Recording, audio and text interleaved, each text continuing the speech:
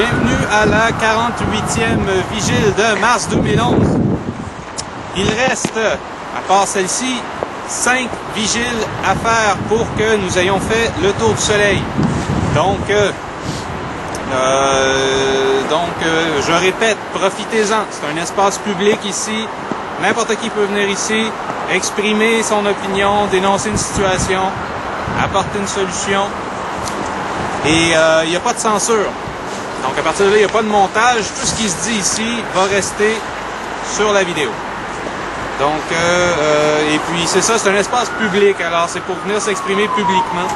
Donc c'est pas un lieu particulier, c'est pas un agora d'université, c'est pas un local de cégep, c'est pas une salle communautaire. On est dans un lieu public et tout le monde peut venir s'exprimer. Donc bonne vigile et place à la lecture de texte et discours. Merci.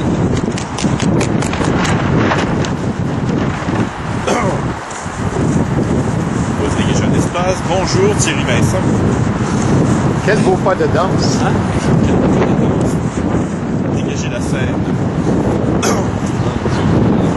Alors, là, je vais moitié lire, moitié parler. Comme je l'ai dit, le 17 février, je vais utiliser la tribune que m'offre encore la vigile, puisqu'il n'en reste que 5 après celle-ci, afin de tenter de faire ressentir à l'aide de quelques jalons le chemin qui, selon moi, nous reste à parcourir avant d'avoir véritablement conquis la vision de notre identité collective, étape nécessaire à l'endurcissement de l'âme québécoise. Deuxième jalon, l'imagination. Depuis quelques mois, j'étais tombé là-dessus dans un texte de Michel David, dans une de ses chroniques au Devoir, et puis Denis Raté, qui a utilisé la même solution ici même à la vigile. Donc, des gens ont utilisé le mot « on a besoin d'imagination pour s'en sortir, on a besoin... » c'est ça qui est nécessaire.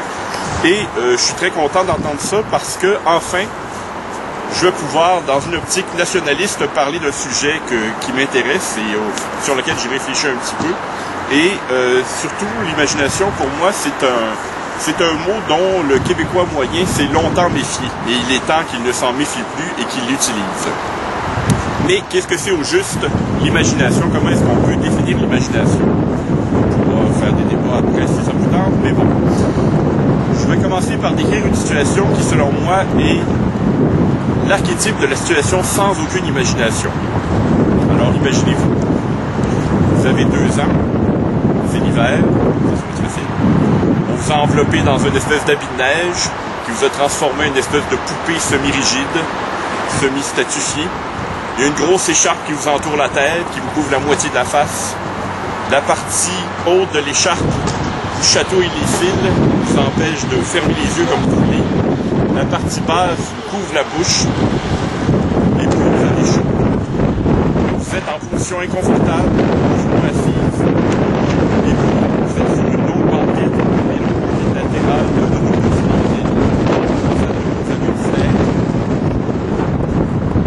qui n'est pas assez crasseuse pour vous éviter d'être agressé par la lumière du soleil qui vous brûle les yeux.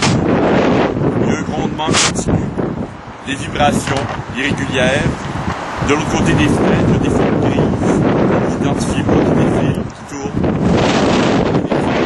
interminablement.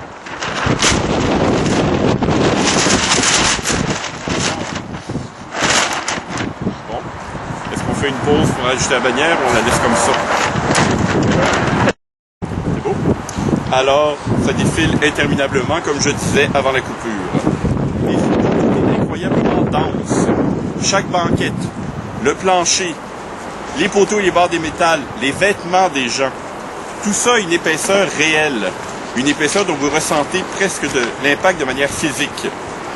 Même si un de vos parents est à côté de vous, il vous donne l'impression d'être très loin de vous. C'est comme si les vêtements étaient des frontières, des gouffres entre les personnes.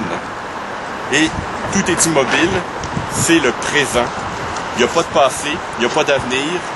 Votre univers est un autobus qui vibre, qui gronde, fermé. Et la seule chose qui évolue, c'est votre inconfort. Vous êtes là, ou vous en sortirez jamais. Ça, pour moi, c'est une situation sans aucune imagination. On est dans la pure observation. Avec le temps, qu'est-ce qui change? Vous prenez toujours l'autobus. Quand vous y retrouvez, vous êtes encore obligé de rester là sans bouger, peut-être debout, mais souvent assis. Maintenant, bon, vous pouvez ajuster vos vêtements, tout ça, mais le trajet vous apparaît beaucoup moins long. Pourquoi est-ce qu'il vous apparaît moins long? Parce que, et là on est dans la théorie, là, vous compressez la durée. Parce qu'une partie de votre esprit est encore à l'endroit que vous venez quitter avant d'embarquer dans l'autobus, et une autre partie est déjà là où vous vous rendez. Une autre partie peut même être tout à fait ailleurs, parce que vous avez la possibilité de lire, d'écouter la musique, de faire des mots croisés, vous récitez la table des multiplications, la liste d'épicerie, n'importe quoi. Parce que, surtout, vous pouvez observer ce qui vous entoure et le démonter mentalement. Bon, par exemple, l'intérieur de l'autobus, c'est un cube rectangle. D'après le défilement des immeubles, ils se déplacent en ce moment à 30 km/h environ. Ah, les pneus sont en caoutchouc, telle structure est en métal, tout ça. Vous pouvez prendre l'autobus et le démonter en toutes ses parties. Vous pouvez imaginer l'autobus lors de sa construction. Imaginez en train de se faire détruire. Vous pouvez le décomposer. Et ça, c'est une partie importante de ce que permet l'imagination.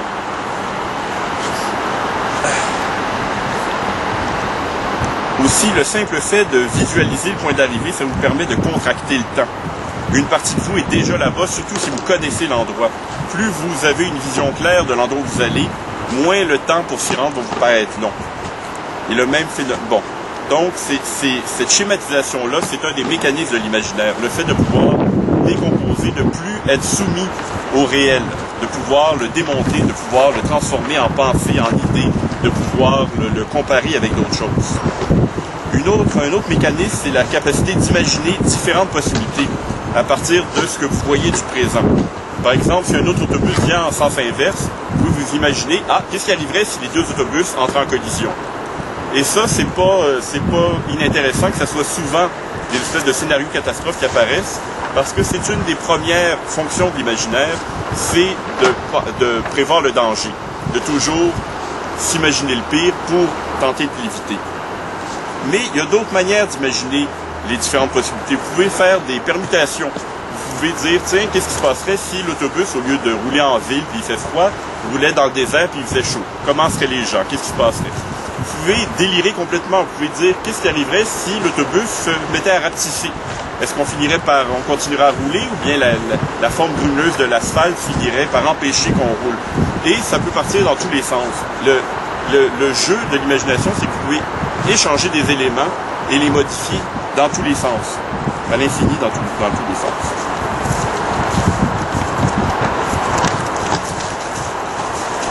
L'autre chose aussi, c'est que vous pouvez vous faire des représentations schématiques. Vous pouvez, par exemple, si je vous demande d'imaginer que je tiens un cube ici, vous pouvez vous imaginer que le cube est dans ma main et voir un cube. Et vous pouvez vous dire, tiens, je viens de représenter le réel sous forme de cube. C'est un cube rouge. Voilà.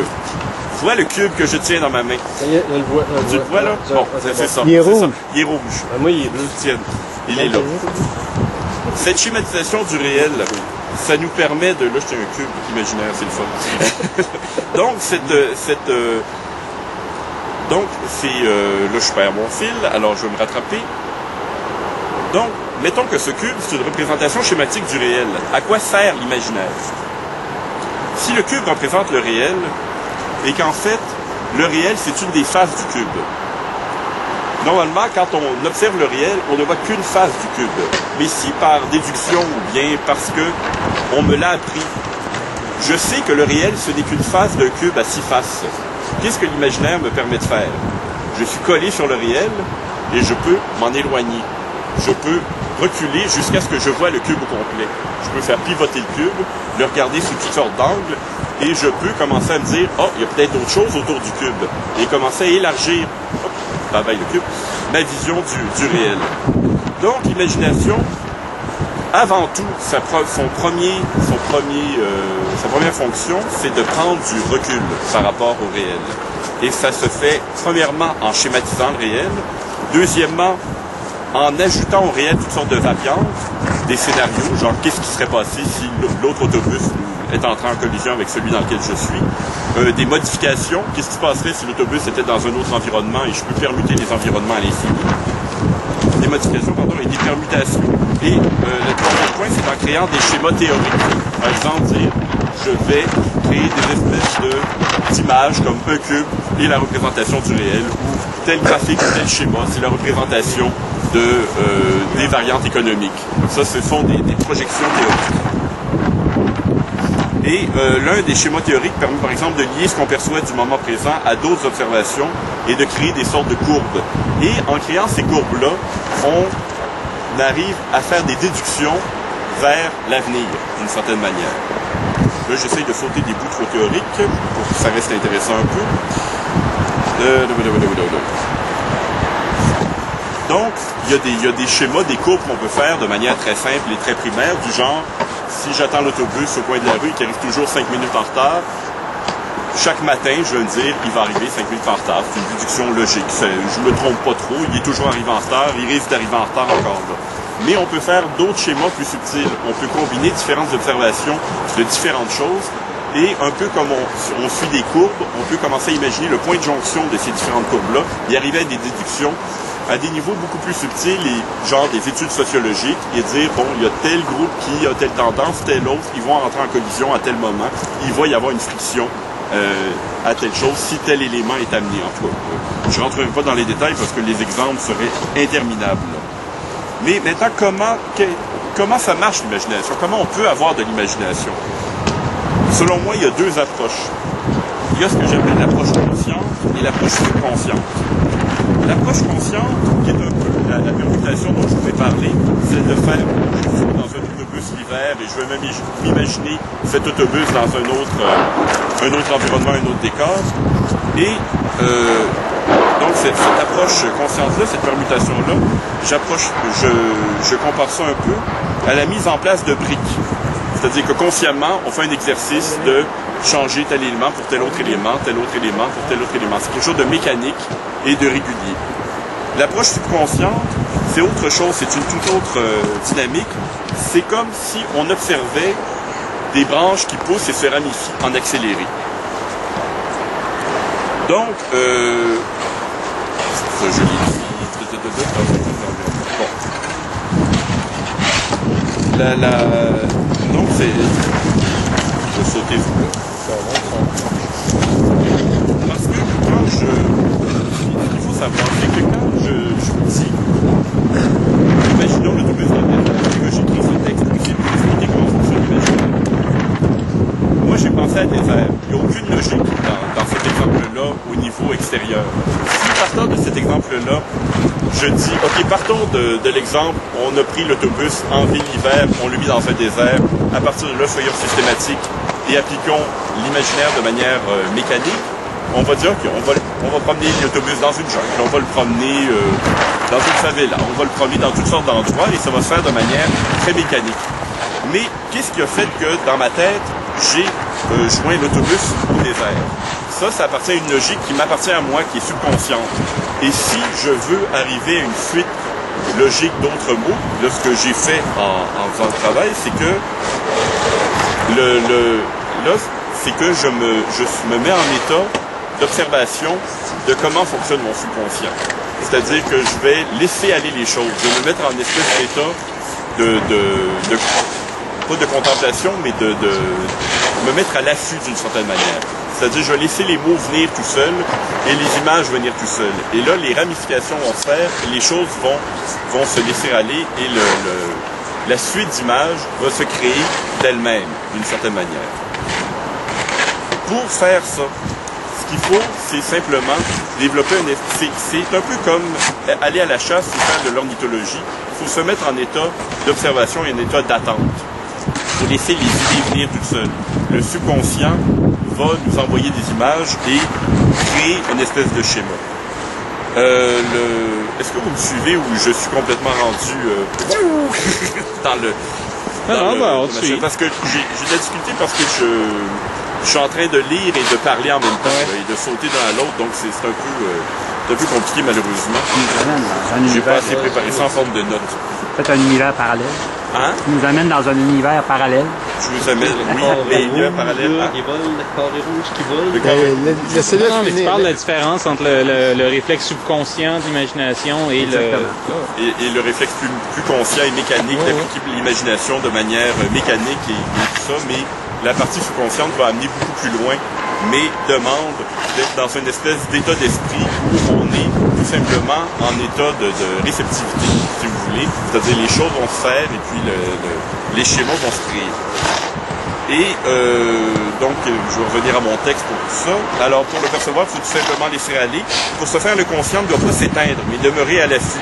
La tâche consiste à saisir, à sélectionner puis à mémoriser. On ne fait pas apparaître une idée, on l'attend. Cela demande une certaine patience. Cet état d'esprit dans lequel on se retrouve parfois ne se commande pas. On peut plus facilement choisir d'en sortir que d'y entrer. Mais on s'y retrouve assez souvent de manière naturelle. On appelle le rêve éveillé ou quand l'esprit va à la campagne. Une sensation de mouvement alors que rien ne bouge autour de nous et que nous non plus nous ne bougeons pas. Donc quand on est dans un état serein, tranquille, et que nous non plus on n'est pas en train de faire quelque chose nécessairement, ou si on fait quelque chose de répétitif et mécanique. Et cela vaut mieux car tout mouvement extérieur, toute décision consciente menant à un mouvement est une distraction. L'idée n'est pas d'être concentré mais d'être attentif. Juste reconnaître cet état lorsqu'il survient. Et alors on laisse flotter, on regarde les images aller, on retient les plus intéressantes. Et parfois arrive une idée. Une idée, c'est un lien entre deux informations, c'est une combinaison d'informations. Là, j'avais différentes catégories de sortes d'idées, de schémas qui apparaissent, mais je peux vous épargner. Mais pas besoin d'insister lourdement sur les possibilités qu'offre l'imagination. C'est une faculté de prendre du recul afin de trouver des solutions, dégager un espace autour d'un problème, le regarder de haut, de loin, pouvoir l'observer comme à la loupe ou même au microscope, le mettre en perspective. On dit des rêves qui permettent au cerveau de traiter les informations de la journée. Est-ce que vous avez remarqué, bon, moi, je ne sais pas si c'est une observation strictement personnelle, que dans le récit que vous tirez de vos rêves au moment de reprendre conscience, les faits insignifiants de la journée sont devenus primordiaux, pendant que les faits importants et préoccupants de la journée sont devenus légers et presque insignifiants. Cette inversion d'importance des éléments d'une journée, c'est selon moi ce qui permet de considérer les aspects les plus importants de notre vie avec un certain détachement. Parce qu'il y a inversion des trucs et on a pu regarder de loin des choses qui nous troublaient et les regarder comme si c'était une petite chose insignifiante dans une espèce de récit subconscient. Et donc de trouver des solutions, de pouvoir les cerner et puis de trouver des solutions à ça. Ce que je veux dire aussi, c'est que nous avons tous des limites physiques, on est tous limités dans le temps. On peut accomplir un certain nombre de choses chaque jour et pas grand-chose finalement. Au contraire, nos capacités mentales sont extensibles. Notre pensée peut se projeter très loin et avec beaucoup de facilité. Avoir une vision élargie des choses permet de poser des gestes quotidiens en ayant l'impression de progresser dans la bonne direction. Et pour faire ça, il faut envoyer notre esprit en éclaireur, partout, dans toutes les directions. Aucune direction peut être mauvaise. Toutes mènent potentiellement à des solutions. Il ne faut se bloquer en rien dans la pensée. La pensée doit aller partout et explorer partout. Il ne faut pas peur d'envoyer son esprit en arrière et de s'imaginer parfois minutieusement ce que pouvait être le passé. De la même manière, on doit être en mesure de le projeter en avant et de se forger non pas un, mais plusieurs avenirs possibles. On peut aussi l'envoyer sur les côtés en quelque sorte et jouer avec ce qu'on considère être l'histoire, même avec ce qu'on considère être le réel. Il n'y a pas de blocage à faire, il faut enlever tous les blocages à la pensée qui peut aller dans tous les sens.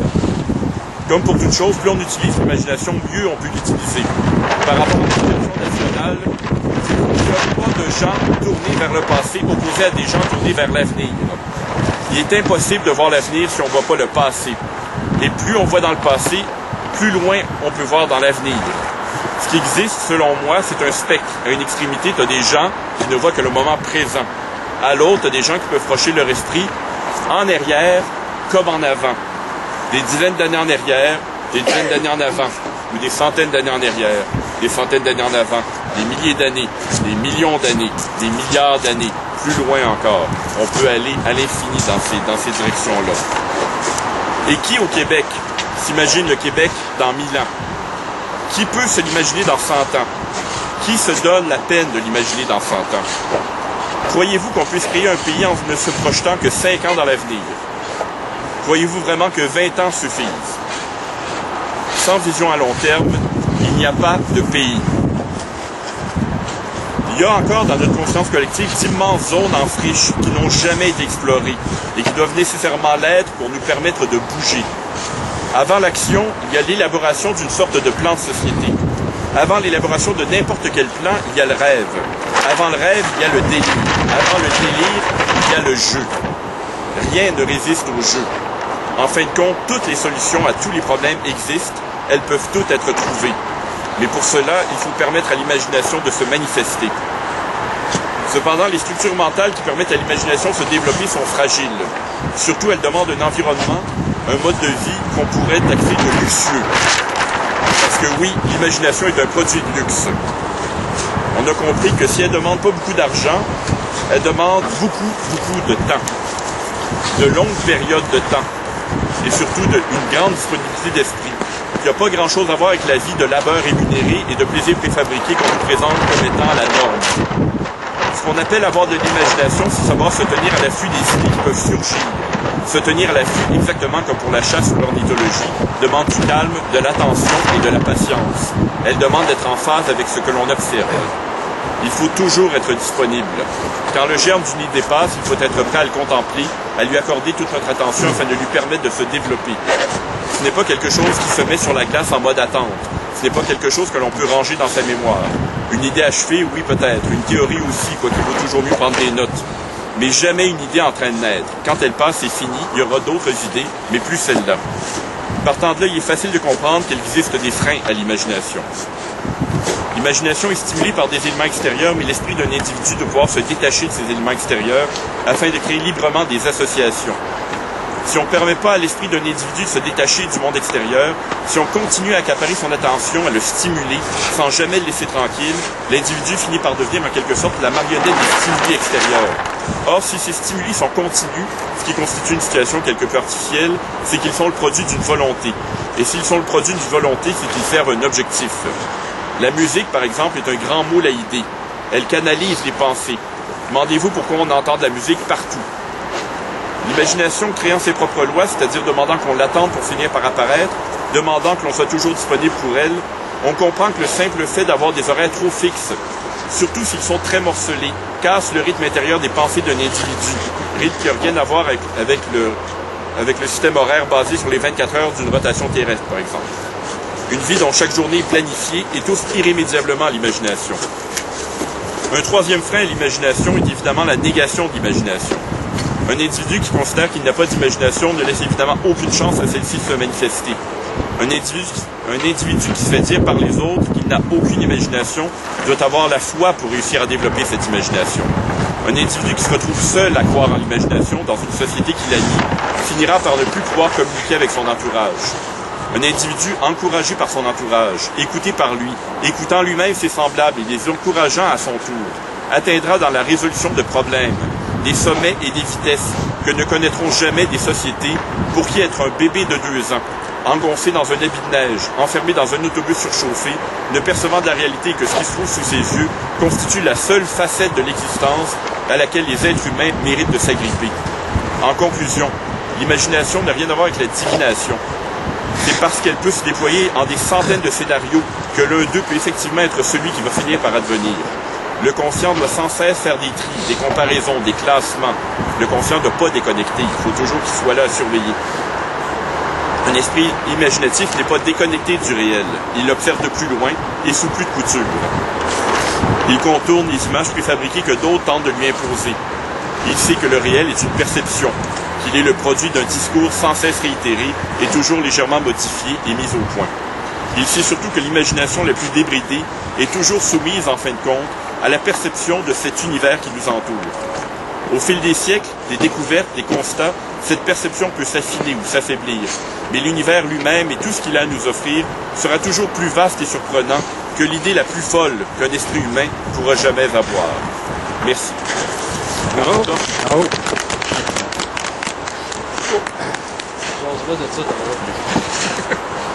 Une chose, c'est que plus on a de l'imagination, Devant la caméra. Parce que là... C'est sérieux. Okay. Excusez-moi. On a une météo un peu difficile. Le soleil est encore caché derrière la palette de justice, de l'injustice. Et il neige. Donc, on va procéder, puis il y aura du temps pour les discussions après. J'ai eu une idée dont je vais vous faire part. Je suis plus près de la caméra parce que le bruit du vent et le bruit de la bannière nuit à l'enregistrement, donc je me suis rapproché. Je veux vous parler d'un numéro du journal Le Jour, dont j'ai une photocopie ici. Journal Le Jour. La semaine du 16 au 22 décembre 1977. Alors, le journal Le Jour, c'est un journal indépendantiste qui a existé pendant quelques années. C'était le journal du Parti québécois. Il y avait M. Michaud là-dedans, M. Parizeau. Et puis, cette fin de semaine-là, il y a eu un numéro spécial avec un supplément sur la défense d'un Québec souverain. Voyez-vous? La défense d'un Québec souverain, la question interdite. Alors, le dossier est assez consistant, donc je vais vous lire quelques pages à chaque semaine dans les vigiles qui restent. Ça va être un peu comme la lecture de Sun Tzu, ou Sun Tzu. Et d'ailleurs, l'auteur du dossier, c'est M. J.R.M. Sauvé, un géopoliticien, un disciple de Sun Tzu. Le dossier comporte des sections. Ça commence par un éditorial. Ensuite, vous avez un portrait de M. Sauvé. Ensuite, vous avez le problème de la défense québécoise pour une politique de la défense québécoise, aspect géopolitique de la défense québécoise, confédération versus périphérie et péninsularité. Alors, je vais commencer par l'éditorial qui avait été écrit par M. Evelyn Dumas. Evelyn, drôle de nom, c'est le masculin d'Evelyne. Alors, pourquoi parler de la défense? Le pacifisme est souvent même le pire ennemi de la paix. Car dans son impatience, pleine de bonnes intentions, il nous ramène dans les vieilles ornières qui conduisent ingénument à la guerre civile ou étrangère. Ça, c'est une citation de Gaston Boutoul, publié dans le livre La paix, Presse universitaire de France, collection Que sais-je, 1974, page 99. Alors, la seule évocation, dans une conversation par ailleurs anodine, de la question d'une politique de défense du Québec indépendant provoque chez la plupart des indépendantistes un mouvement de retrait, presque panique. L'intensité viscérale du refus de considérer cette question est autre chose qu'une opposition idéologique. Parler de défense, c'est-à-dire de rapport de force, fait peur. C'est en pleine conscience de cette peur et de ses racines aussi profondes que diverses que le journal Le Jour présente aujourd'hui la première de 2 tranches d'une proposition pour la défense du Québec souverain, ainsi qu'un texte introductif. Un des effets de l'état de dépendance du Québec a été de priver son peuple d'une conscience historique. C'est-à-dire non seulement le priver d'une connaissance utile de son propre passé, mais aussi de cette sensibilité aux rapports multiples entre les hommes d'une époque et les territoires qu'ils occupent, dont sont faits les jugements pertinents sur les voies qu'une communauté spécifique peut emprunter. Sur ce fond de méconnaissance sciemment entretenue par le dominateur,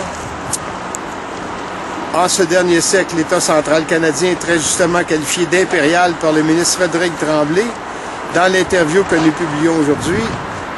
Sur ce fond de confusion et d'incompréhension, l'adversaire du Québec peut jouer dans le sens de l'asservissement et, pourquoi pas, de l'anéantissement d'un peuple. Que l'on songe aux événements théâtraux d'octobre 70 et des effets dépressifs qu'ils ont eus sur tant de Québécois. C'est à la méconnaissance que le jour commence à s'adresser avec le dossier sur la défense qu'il soumet aujourd'hui. Là-dessus, il se dit rarement des choses très neuves. Seule l'application est l'art de l'instant. Au 6e siècle avant l'ère chrétienne, Sun Tzu, un stratège chinois, a écrit un art de la guerre qui inspire depuis philosophes et militaires, Mao Tse-tung, Nasser, aussi bien que des commandants britanniques et des philosophes français contemporains, entre autres, qui en ont fait leur livre de chevet. Ce livre commence par ces mots. Sun Tzu dit « La guerre est d'une importance vitale pour l'État. C'est le domaine de la vie et de la mort. La conservation et la perte de l'Empire en dépendent. Il est impérieux de la bien régler, de ne pas faire de sérieuses réflexions sur ce qui le concerne, c'est faire preuve d'une coupable indifférence pour la conservation ou pour la perte de ce qu'on a de plus cher, et c'est ce qu'on ne doit pas trouver parmi nous. Et ce livre finit par « Seul le prince éclairé et le digne général peuvent gagner à leur service les esprits les plus pénétrants et accomplir de vastes desseins. Une armée sans agent secret est un homme sans yeux ni oreilles. » Cela a été écrit il y a 26 siècles. C'est l'un des plus vieux traités de questions militaires de l'histoire écrite. Très près de nous, dans le temps, il y a Gaston Boutoul qui a dévoué sa vie à étudier les conditions de la paix. Il a été cité en exergue de cet éditorial.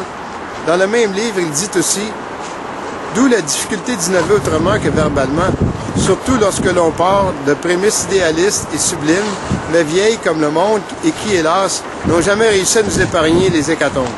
Nous retrouvons là les démarches louables du pacifisme incantatoire.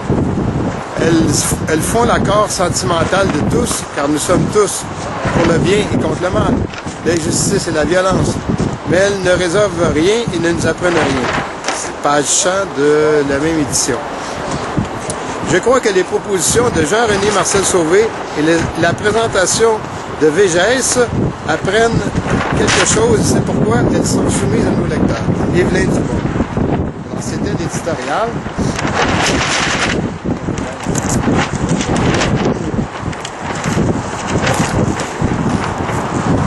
Alors, le problème de la défense du Québec par VGS. Je ne sais pas qui est VGS.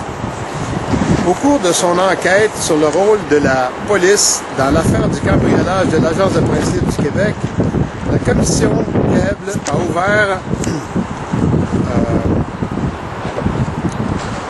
un volet sur des projets anti-québécois d'une envergure autrement plus considérable. Nous n'avons pas, pour le moment, à nous attarder sur les détails de ces enquêtes qui font la manchette des journaux depuis déjà plusieurs semaines. Ce qui est important, c'est que ces événements nous ont permis de nous rendre compte, une fois pour toutes, que l'intention bien arrêtée de briser tout mouvement d'émancipation québécois se traduit par des actes qui tendent jusqu'aux extrêmes, c'est-à-dire vers l'intervention armée directe par la GRC et les forces armées canadiennes combinées. Ce phénomène nous surprendrait s'il était nouveau, mais justement, il ne l'est pas. Même l'intervention armée d'octobre 70 ne constitue pas un précédent, car la menace s'est fait sentir à plusieurs reprises et à intervalles réguliers dans le passé, ce qui nous permet de présager l'avenir sans nous faire d'illusions. Ces mesures qui nous visent s'inspirent du même mépris, de la même haine et du même fanatisme qui, tantôt froid jusqu'à devenir glacial, explose de temps à autre et nous éclabousse. Il y a eu des moments où elle a atteint un paroxysme, comme par exemple en 1948, lorsque le très révérend pasteur Shield, un orangiste de Toronto, présenta au ministère de la Défense à Ottawa un plan pour l'extermination pure et simple des Canadiens français. Le général Charles Foulcase, qui était alors chef du grand état-major, lui fit comprendre qu'il y avait autour de 200 000 Canadiens français dans l'armée, sur un total de 435 000 qui avaient constitué l'armée de la Seconde Guerre mondiale, et que la presque totalité de ces francophones appartenaient à des unités de combat qui avaient fait leur preuve en Europe contre les troupes de choc SS d'Adolf Hitler. En fait, les Canadiens français formaient le gros des troupes de première ligne, ceci parce qu'on ne les considérait pas suffisamment smart pour occuper des postes à l'administration et aux opérations stratégiques. Le pasteur Shield a fini par réaliser qu'il serait bête de croire que ces soldats iraient maintenant abattre leurs parents et leurs amis et retourneraient ensuite leurs armes contre eux-mêmes au nom du serment qu'ils ont été obligés de porter à la couronne britannique. Tout fanatique qu'il était, le cher pasteur Shield a fini par comprendre ses limites et force lui fut de retourner à Toronto sans que son pet project puisse se réaliser. Le pasteur Shield est mort depuis plusieurs années, ce qui est une bénédiction. Autrement, la guerre civile aurait probablement éclaté comme en Irlande du Nord. Curieusement, le fanatisme et la bigoterie en Irlande du Nord sont associés avec le nom d'un autre pasteur, le révérend Ian Paisley, homologue du pasteur Shield, avec cette différence que le pasteur Paisley est en pleine santé et en pleine force. Pour nous, le départ du pasteur Shield ne signifie aucunement la fin de la menace. Au contraire, et nous en avons la preuve par les lettres virulentes qui affluent chaque semaine dans les journaux du Canada anglais, et ce depuis de nombreuses années. Écrites par des anglophones de Toronto, Winnipeg, Halifax, Vancouver et même Montréal, ces lettres recommandent de passer l'armée au travers du Québec to clean up that mess, pour nettoyer cette saleté. Cette haine et ce mépris existaient bien avant la séparation, bien avant que le séparatisme fasse son apparition au Québec. En 1948, il n'y avait ni séparatisme ni indépendantisme, seulement quelques revendications timides contre lesquelles on a opposé, comme d'habitude, un refus glacial. Il n'y avait pas non plus de séparatisme en 1914, lorsque le gouvernement fédéral envoya des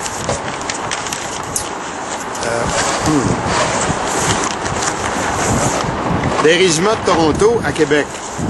Que les troupes aient fait feu sur la population à ce moment, il n'y a pas à s'en formaliser, ni à s'en scandaliser, pour la simple raison qu'il serait naïf de croire, de notre part, de s'attendre à autre chose. Ce qui est plus grave, ces soldats anglais étaient dirigés, commandés par des Canadiens français, lesquels avaient été promus au grade de colonel et de général, non par compétence, et encore moins à cause de leur jugement, comme en témoignent les événements, mais par la seule vertu de leur apléventrisme. Pour le Canada anglais, il semble qu'il n'y avoir qu'une seule issue. Ou bien nous nous soumettons et cessons nos revendications, ou bien nous allons y goûter. C'est à Ottawa que revient le droit de nous dicter une ligne de conduite, et nous n'avons pas à chercher à nous assurer nous-mêmes et tracer notre propre ligne de conduite. La seule attitude pour un Québécois ou un Canadien français est l'apléventrisme, qu'on se le tienne pour dit. Autrement, c'est l'armée qui va intervenir, c'est l'armée qui est entretenue et payée par des taxes perçues au Québec chez les Québécois. C'est là un fait caractéristique d'une situation coloniale. Dans une colonie, en effet, ce sont les indigènes qui paient pour l'armée, qui doit servir contre eux en cas de révolte, et c'est avec des indigènes qu'on va mater d'autres indigènes. Cela ressemble à cette époque noire de l'histoire de l'humanité, au cours de laquelle les condamnés devaient payer le bourreau qui les exécutait. Des apléventristes, nous en avons toujours eu, quelques-uns, pas beaucoup, mais assez pour créer une impression sur les autres. La situation actuelle n'est donc pas tellement différente de l'ancienne. Cependant, ce qui est différent, c'est que le peuple québécois continue de lever la tête en dépit des efforts entrepris pour l'abattre. Depuis un an déjà, il tente de se lever tout à fait debout. Si on a déjà menacé de nous exterminer, alors que nous faisions tranquillement les petits toutous dociles dans notre coin, qu'arrivera-t-il donc maintenant que nous avons définitivement décidé d'agir en homme et en femme adulte? La question de notre protection et de notre défense se pose et le temps est venu d'ouvrir publiquement le débat à ce sujet. Les grands changements qui s'annoncent doivent se produire en paix et ce n'est pas sur la GRC ni sur les forces armées canadiennes ni même sur la Sûreté du Québec qu'il faut compter pour y parvenir. Déjà, des organisations chargées par le gouvernement fédéral de maintenir l'unité canadienne ont reçu pour mission de nous chercher des puces. Hypocritement, ils prétendent voir à ce que le référendum se fasse démocratiquement. Ils le savent bien, les fourbes, que le référendum se fera démocratiquement, mais on sait déjà à quoi ils veulent en venir. Si c'est oui, ils diront automatiquement que le référendum n'a pas été démocratique. Ce sera l'excuse toute trouvée pour ne pas en accepter le verdict et faire de nouveau planer la menace d'une intervention militaire massive. Toutes les avenues légales et morales seront débloquées et l'armée pourra alors intervenir en toute quiétude afin de régler, une fois pour toutes, la question québécoise. Le problème est réel. Il n'est pas celui des autres, mais le nôtre. Et ce problème, nous devons y apporter une solution jusqu'à très récemment. Jusqu'à très récemment, l'étude de ce problème relevait d'un petit groupe d'hommes, tous membres de l'aile conservatrice du Parti québécois. Ces hommes furent guidés et conseillés par un spécialiste des questions de la survivance et de la défense des États, M. René Marcel Sauvé, géographe, indépendantiste de la première heure, qui a consacré des années à étudier le sujet et qui de plus s'est instruit pour le travail alors qu'il était officier militaire. Le résultat des recherches entreprises est connu d'un bon nombre de membres du gouvernement et du parti, et maintenant il est temps de les faire connaître au grand public afin d'ouvrir effectivement le débat sur cette question devenue urgente et y apporter une solution pratique avant qu'il ne soit trop tard. Les propositions essentielles du projet. Alors, dès le printemps 1975, un texte exposant le problème d'une façon générale a été remis par M. René Marcel Sauvé aux principales têtes d'affiche du parti, ainsi qu'à plusieurs autres membres qui sont maintenant députés et qui siègent au gouvernement. Un bon nombre de députés cherchent à approfondir davantage le sujet car ils admettent être profanes en cette matière. Ils ont alors demandé à l'auteur d'écrire un texte encore plus explicite et détaillé sur ce sujet et de le publier dans un livre afin d'en instruire le public. C'est actuellement ce qui est en train de se faire. Cependant, en attendant que le livre paraisse, M. Sauvé a consenti à remettre au jour une copie de son texte d'une 50aine de pages. Comme nous verrons, il s'agit principalement de problèmes de la défense québécoise après que la souveraineté sera acquise. Après que la souveraineté sera acquise. Lorsque le Québec aura cessé d'être une simple région administrative, il sera devenu un État normal. Compte tenu de la manière dont la situation est en train d'évoluer, il faudra que l'auteur trouve également une solution pour accéder à la souveraineté sans passer par la guerre civile. Il y a sans doute pensé et il se pourrait même qu'il ait pris les devants. Voici donc les principales propositions soumises par René Marcel Sauvé au Parti québécois et à partir desquelles la politique de défense et de sécurité du Québec va être constituée. Ces propositions ont d'abord été soumises par des exposés verbaux et elles précèdent le texte écrit qui a été ensuite remis aux membres du Parti québécois qui se sont occupés de cette question. Nous reproduisons ici les thèmes essentiels de ces propositions ainsi que le texte intégral d'une proposition plus vaste. Une première tranche cette semaine et la seconde la semaine prochaine. À la demande générale, toutes ces questions ont été reprises par l'auteur afin d'être développées et expliquées davantage dans un livre qui doit apparaître prochainement. Donc, je vais interrompre ma lecture ici et je continuerai la semaine prochaine sur les différentes parties de ce qui a été proposé à ce moment-là. Merci. 77. Aujourd'hui, on a peur de parler de ça. Je vais vous dire, ce texte-là et ces textes-là ont déjà été mis sur le site web de CAF sur l'indépendance et ils ont été censurés, expurgés, scrappés. Alors aujourd'hui... C'est quoi les raisons? Par qui? Parce que ça parle de fusil et de défense nationale. OK. C'est de l'autocensure. Merci. Bon, bravo.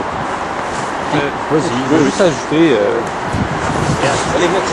Non, ce que je sens, ça vient, et que ce soit Jean-Martin Hassan qui ne veut pas parler de ça, que ce soit le Parti québécois qui ne veut pas en parler, ou que ce soit un paquet de gens qui ne veulent pas en parler, c'est qu'il y a toujours le souci d'être séduisant et de séduire des gens qui ne sont pas convaincus. Et qui des gens qui ne veulent pas nécessairement penser à ces choses-là. Donc, on essaie tout le temps de viser les bons côtés et les beaux côtés. C'est comme une campagne publicitaire. C'est comme du marketing, c'est pour aller chercher des nouveaux clients, des nouveaux intéressés, tu sais, mais pour la majorité des indépendantistes qui sont sérieux, c'est qu'ils veulent penser à ces questions-là parce que c'est sérieux. Donc c'est ça, je crois que tous ces organismes-là qui ne parlent pas de ces choses-là, et puis les militants qui veulent pas en parler, ou les partis qui veulent pas en parler, ils jouent à l'autruche, puis dans le simple... C'est une peur de perdre des appuis, de se retrouver encore dans la défaite parce qu'on considère que la majorité de la population sont frileux et veulent pas parler de ces choses-là et veulent pas affronter ces choses-là. Parce que c'est vrai, est-ce que c'est pas vrai, je sais pas, mais je crois que pour tout peuple, c'est important de considérer ces questions-là qui sont primordiales, qui sont nécessaires. Puis, on ne peut pas parler de l'indépendance sans parler de ces choses-là. Fait que si un organisme comme Cap sur l'indépendance ne veut pas parler de ces choses-là, ou le parti de Jean-Martin Rosselin qui dit « Oh non, on ne parlera pas du militaire », ben, c'est parce qu'ils sont pas sérieux.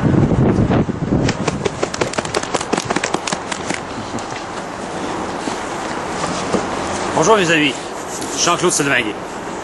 Alors, on a parlé aujourd'hui de défense, de liberté, d'imagination. Et ça m'amène à me poser des questions sur beaucoup de personnes en ce moment qui prennent des décisions dans notre beau Québec, comme Mme Grant des écoles et hautes études commerciales, institutions hautement reconnues mondialement et de façon historique était l'institution des nationalistes pour bâtir cette élite qui allait prendre évidemment d'assaut le monde des affaires, le monde de l'économique à l'international et ici. Et nous avons ici des questions à se poser. Mme Grant a eu cette brillante idée d'écrire à ce moment-là, de mettre sur pied un programme de maîtrise uniquement en anglais pour satisfaire une clientèle venant de l'Inde et de la Chine. On veut bien des gens venant de l'Inde et de la Chine et de partout dans le monde, mais ici, ça se passe en français et ça peut être clairement dit, comme au Japon. Lorsque vous allez étudier au Japon, vous avez 6 mois à apprendre le japonais pour pouvoir étudier dans une école au Japon et à l'université pour des études donc supérieures. Et là, c'est intéressant. Pourquoi ne pourrions-nous pas le faire ici, chez nous? C'est très simple. Vous prenez des gens qui viennent de partout dans le monde, vous les intégrez à la société québécoise en ayant un 6 mois intensif de l'apprentissage de notre belle langue, la langue française. Et là, vous les faites participer. C'est autrement que de les faire manger du pâté chinois, puis à leur dire, vous partagez notre culture et notre belle histoire québécoise. Alors que le pâté chinois, on se rappelle, c'était un menu vraiment là, le plus basique qui était fait pour nourrir justement des Chinois qui bâtissaient le chemin de fer à travers l'Ouest et qui était donc, somme toute, une exploitation d'une population, d'une main-d'œuvre à bon marché. Et ça, on connaît ça aujourd'hui encore, et particulièrement en Chine et en Asie. Alors ici, on ferait venir des gens à même nos taxes, nos impôts, pour pouvoir, à ce moment-là, donner un avantage, disons, une formation en anglais, et c'est au détriment de la population québécoise, mais pas seulement québécoise, au détriment des francophones qui viennent de partout dans le monde, étudier ici, en français, comprendre, et on utiliserait ces fonds publics pour enrichir encore plus le Québec, Montréal. Une fois pour toutes, c'est assez. Pour se le dire, la langue française est une langue non seulement internationale, mais une langue de la diplomatie, une langue reconnue. Certes, elle a perdu des plumes au courant des dernières décennies, mais elle peut revenir si nous affirmons ici notre État, un État national, un État indépendant. Un Québec indépendant serait sûrement attirant pour beaucoup d'intellectuels, de gens brillants qui viendraient de par le monde, ici, étudier notre nouvelle façon de voir des choses, de voir le monde, et non pas un monde unipolaire, unidimensionnel, qui serait simplement une reproduction de ce qui se fait ailleurs. Et non, c'est là qu'il faut revenir à l'imagination, mes amis. L'imagination. C'est ce qui nous manque dans notre société. C'est ce que nous avons besoin pour se libérer, de l'imagination. Certes, avoir trop d'imagination pour certains, c'est de la folie, c'est de l'absurdité, c'est de la rêverie, de l'utopie. Mais nous n'y croyons pas. Ne croyez pas ceux qui vous disent que vous êtes fous d'imaginer un monde meilleur. Pensez-y, concevez-le, projetez-vous dans l'avenir. Avec des plans, avec une réflexion, étudiez, bien penser, vous allez aller plus loin que beaucoup d'autres avant vous ont resté sur place et à écouter les peurs des autres, le manque de courage, le manque de vision. Et c'est ce que nous devons nous libérer avant tout de nos chaînes, de ces chaînes de l'esprit qui nuisent à l'émancipation de notre peuple. Une fois pour toutes, lorsque nous aurons compris que c'est par l'imagination, c'est par notre ressource, nos ressources humaines, personnelles et collectives, que nous y arriverons une fois et bientôt, nous y arriverons. Madame Marois est en train de remonter la pente. Elle est en train de prouver qu'elle est une femme d'État. Non pas un homme d'État, mais une femme d'État. Véritablement, donc la personne qui doit prendre les rênes de cet État. Peut-être ne fera-t-elle pas l'indépendance. À nous, à ce moment-là, de la société civile, de pousser vers le haut le peuple. Ce n'est pas nécessairement l'élite. L'élite va suivre souvent ce que le peuple lui dicte de faire. Et c'est à nous, nous qui avons la conscience historique, conscience politique, économique, sociale, de connaître les problèmes en ce moment. Les problèmes qui sont partout, inhérents, d'assimilation, d'anglicisation et de défaite, de défaitisme ambiant. Ayons le courage, mes amis. Reprenons-nous en main, une fois pour toutes. Laissons faire ceux qui nous disent que nous ne sommes pas capables de réaliser nos rêves. Laissons-les mourir derrière. Laissons-les pourrir comme ils sont en train de le faire. Laissons-les dans les oubliettes, sur les tablettes. Nous n'avons pas besoin d'eux. Nous avons besoin de rêveurs, de faiseurs, de grandeur et de victoire, mes amis. La victoire est proche. La victoire est nôtre. Elle est nôtre et elle sera bientôt la vôtre. À bientôt. Bravo!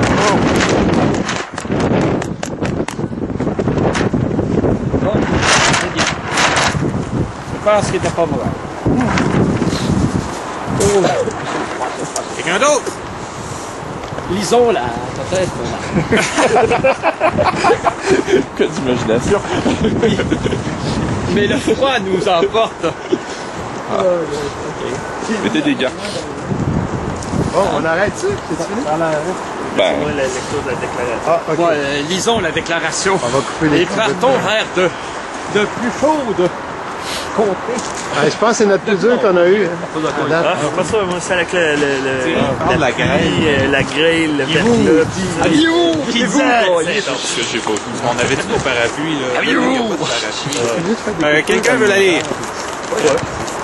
Tu l'as lu? Non? Mais tu l'as lu? Il l'a pas lu. Lui, il l'a déjà lu. Mais il l'a déjà lu. Je la connais même pas. Regarde, il l'a déjà lu. Tu l'as lu? Non, Bon, alors je reviens pour la fin. Déclaration. Nous sommes arrivés à ce qui commence. Lorsqu'un gouvernement élu par le peuple cesse d'agir dans l'intérêt de celui-ci, ignore délibérément et obstinément les réclamations légitimes de celui-ci, croyant gagner à l'usure par le mensonge et l'abus de son autorité, ce qu'il ne peut obtenir dans la transparence et l'honnêteté la plus élémentaire, les citoyens et citoyennes de ce peuple ont le devoir et la responsabilité de le destituer. Dans tous les régimes démocratiques du monde, le mécontentement populaire à l'égard d'un gouvernement et de ses politiques peut et doit s'exprimer à l'occasion d'élections périodiques. Mais le statut équivoque et indéterminé du Québec dans le système fédéral canadien réclame des actions résolument distinctes de la part de ses citoyennes et citoyens. C'est à défaut d'appartenir concrètement, légalement, constitutionnellement au Canada que le Québec peut et doit, en des temps de crise majeure comme ceux que nous traversons, exercer une autorité inédite et sans précédent. En décidant d'agir, de révoquer ceux qui nous gouvernent, malgré toutes les réserves que commande une démocratie que nous estimons et respectons plus que tout, le Québec fonde par le fait même son indivisible appartenance, une et inaliénable, laquelle s'inscrit dans les limites historiquement et politiquement reconnues de son territoire. Nous sommes arrivés à ce qui commence. Bravo.